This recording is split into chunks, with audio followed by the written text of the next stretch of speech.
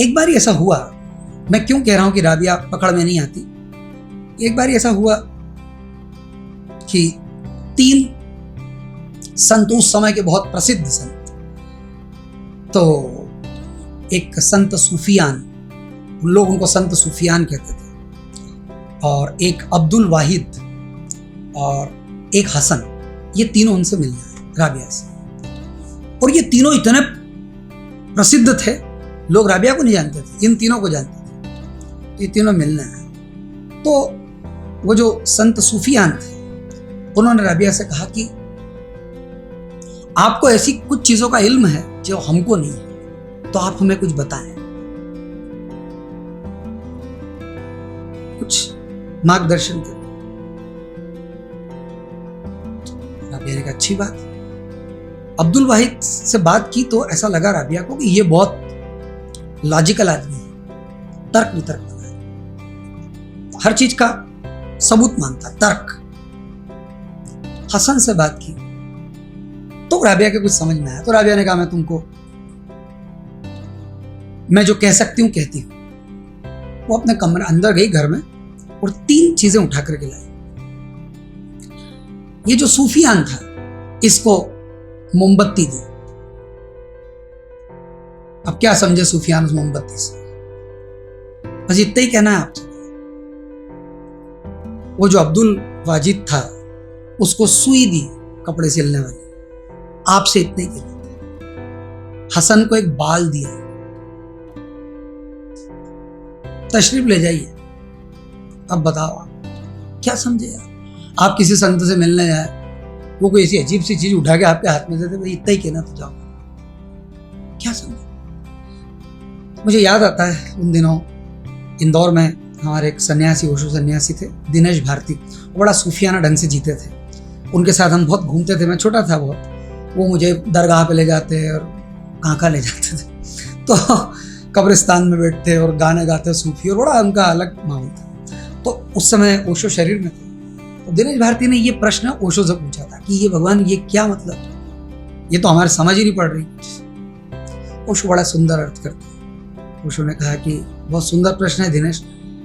सूफिया, ये जो सूफियान है, इसको राबिया ने मोमबत्ती दी, इसको ये बताया कि ते दुनिया संत कहती, तो संत वंत है नहीं, तेरे अंदर तो कुछ जला ही नहीं, तेरे भीतर तो प्रकाश ही नहीं होगा, काहे का संत, बड़ा संत बन के आ गया। अगर संत है तो ये कहता ही नहीं कि आप कुछ फरमाइए।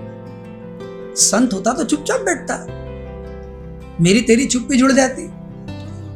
2 संत जब साथ बैठते तो दोनों चुप हो जाते। कौन क्या पूछने का रहा ही नहीं, कौन क्या पूछेगा, कौन क्या बताएगा।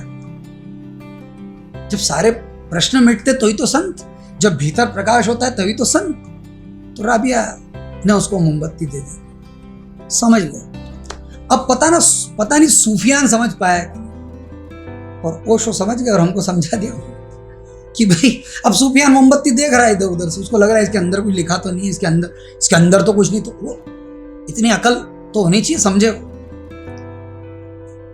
फिर वो कहते हैं कि जो दूसरा वो सुई उसको दी अब्दुल वाहिद, वो इसलिए दी, भैया ये तर्क, ये बुद्धि जो लगा है, ये तोड़ती है। बुद्धि से एनालिसिस होता है, कितना हम आपका एनालिसिस करेंगे, सेल्फ एनालिसिस करेंगे। एनालिसिस का मतलब होता है तोड़ तोड़ के देखना चीजों, एनालिसिस कर। और जो सिस्टम है, जो स्पिरिचुअलिटी, अध्यात्म, जो हम जिसकी बात कर रहे हैं, जिस और हम चल रहे हैं, वो एनालिसिस नहीं, सिंथेसिस है। सिंथेसिस का मतलब होता है जोड़ना, चीजों को मिलाकर देखना। एक तरीका, साइंस पूरा चीजों को तोड़ के देखता है, इलेक्ट्रॉन, प्रोटॉन, न्यूट्रॉन, तोड़ता जाता देखता है। योग का मतलब ही है योग, सबको जोड़, स्वयं से स्वयं का जोड़ना योग। तो अब्दुल वाजिद को उन्होंने सुई दी, ये समझाने के लिए कि काटने का काम मत कर, सिलने का काम कर। अब जोड़, अब तोड़ना बंद कर। बहुत हो गया, क्योंकि तोड़ के कहीं पहुंचेगा ही नहीं, जो पहुंचता है जोड़ के ही पहुंचता है, योग से ही पहुंचता है। अब हमारे यहाँ बड़ी गड़बड़ हो गई इन दिनों, तो बड़ा लोगों से पूछो कि कैसा क्या, तो कहते हैं हाँ मैं सुबह 2 घंटे योग करता हूँ। उसको योग का कुछ पता ही नहीं। आप जो एक्सरसाइज कर रहे हैं टांग ऊपर नीचे, वो योग नहीं है। योग इज समथिंग वेरी डिफरेंट। वो जो चौथे चरण में आप भीतर बाहर कर नहीं रहे हैं, जो हो रहा है उसमें घटित हो जाए कभी, वो योग कुछ भी नहीं खाली। वो जो चौथी अवस्था, तुरीय अवस्था, उसका घटना वो योग। तो अब्दुल वाजिद को और हसन, कई लोग तो ऐसा मानते रहे कि हसन उनके गुरु हैं राबिया के, मगर हसन की स्थिति बड़ी खराब थी राबिया के सामने।